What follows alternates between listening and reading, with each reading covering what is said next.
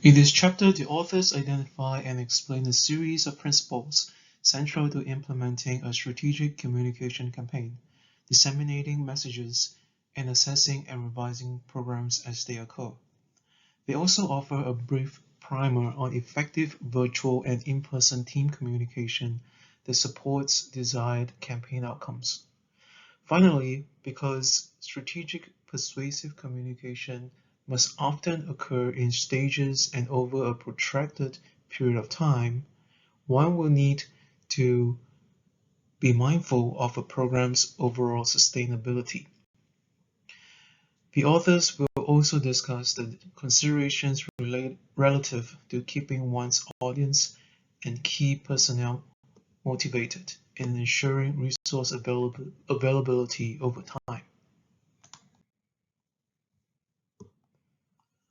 A sound implementation plan is specific and complete in the way it addresses the following: the program's context timeline, financial and staffing requirements, additional required resources, assignments and responsibilities, people and task management, and possible contingencies.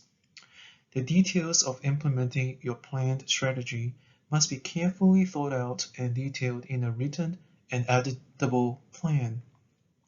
The activities required to implement the strategic messaging program, who does what, when, where, and with what costs associated, must be equally thought out and detailed. The plan will give the team direction for quality performance, handling problems, perceiving important long and short-term benefits to their work, and communicating those benefits to other campaign stakeholders. The plan reminds its users of the scope, objectives, costs, and timeframe of the campaign. It is also the product of frequent team discussions, systematic strategic planning, and leadership. See Table 10.2 for a sample implementation grid. There are 8 principles that implementation plans should be based upon, regardless of their content or format. Principle number 1, or prior to that, we should note that each principle should be thoughtfully considered at each phase of a campaign. So now we can talk about principle number 1, which is to clarify purpose and objectives. A clear overarching purpose and results-driven objectives provide the basis for the action key campaign personnel take at any given time. A clear statement of the campaign's objectives will help determine the resources, skills, and expertise required to implement the strategy. There are a number of reasons that discussion of campaign objectives must continue throughout the duration of a project.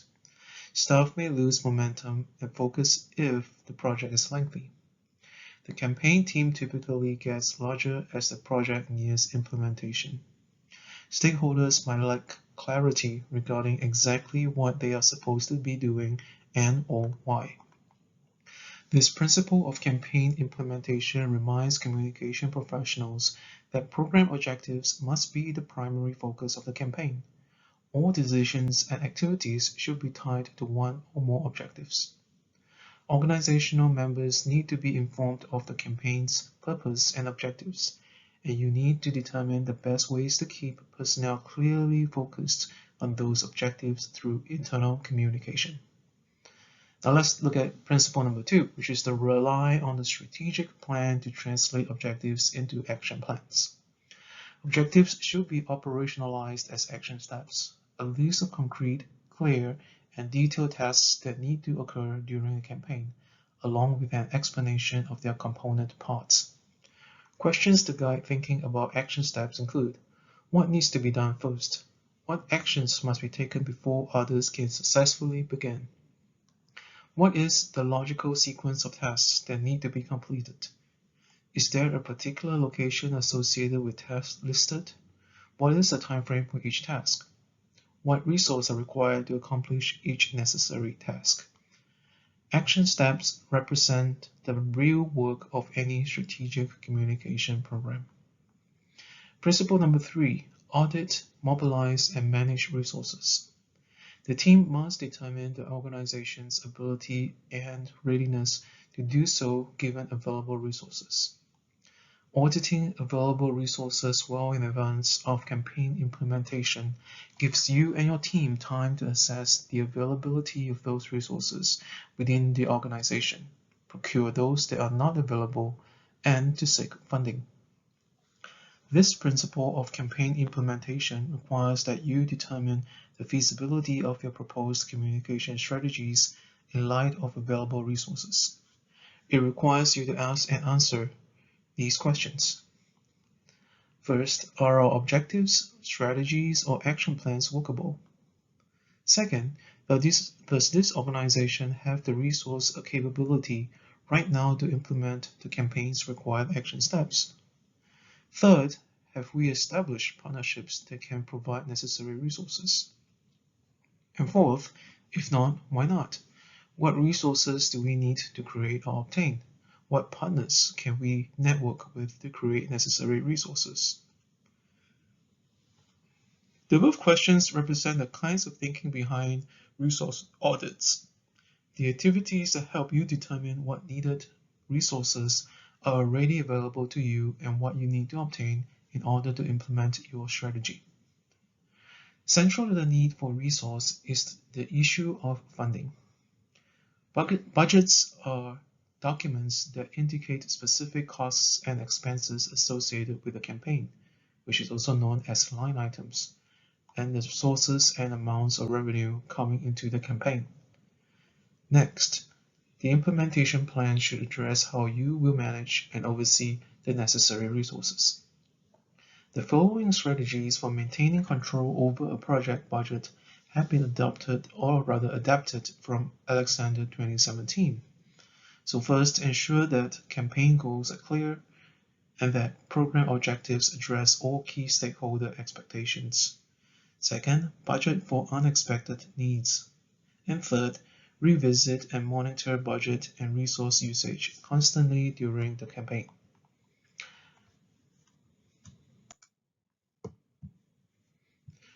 Principle number 4, assign responsibility for implementing campaign activities. The implementation plan should address the required roles or specialized functions that team members must provide. In the implementation plan, designate an accountable team member for each campaign activity. Be sure to think strategically about who gets what assignments. Once key personnel are recruited, you must delegate tasks to those people with specific talents and be sure that each member's roles are clear. It is also important to consider individual personalities. Next, principle number 5, which is to be prepared for contingencies.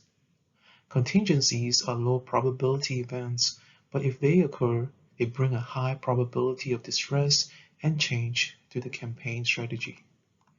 A good campaign implementation plan should address events or occurrences that might disrupt the campaign and its activities. The SWOT analysis can help you identify risks to be aware of.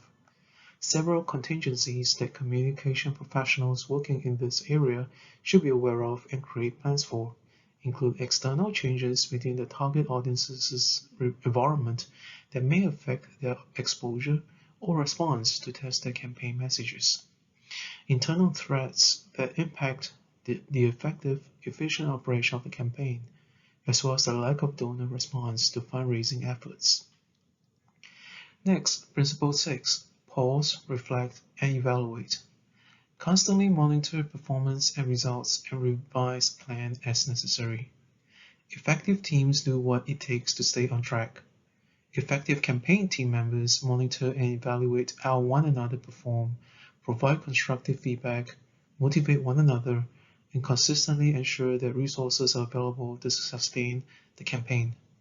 To ensure sustained focus, regularly check in and revisit the critical question: why are we here?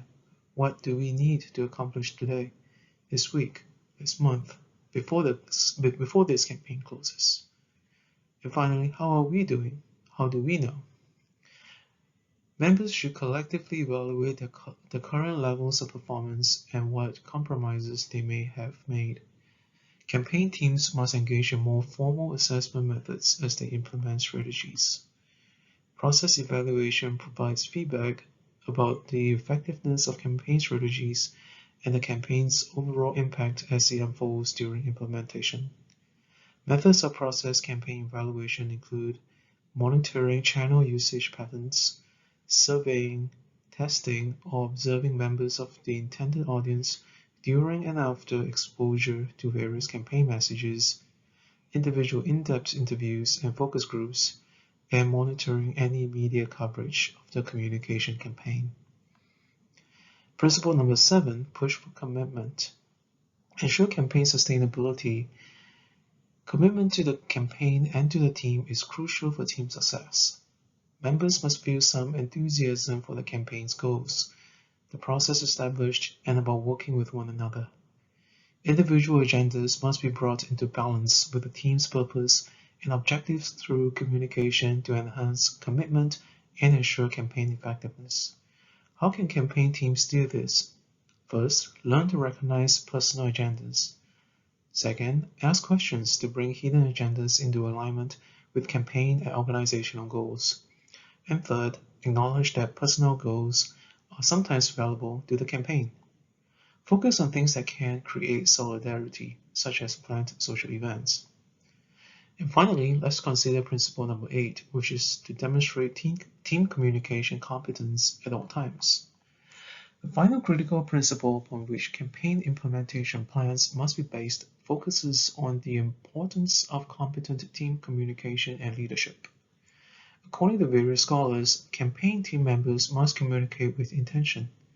Campaign teams must create, agree upon, and follow ground rules for individual accountability and norms for performance.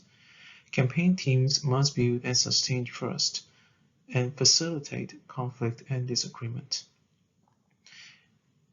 Considering all that we have talked about today, the implementation of communication campaigns and programs, the importance is to note that although implementation processes will vary based on the unique nature of each campaign, they are all based on the key idea that detailed planning is critical to success.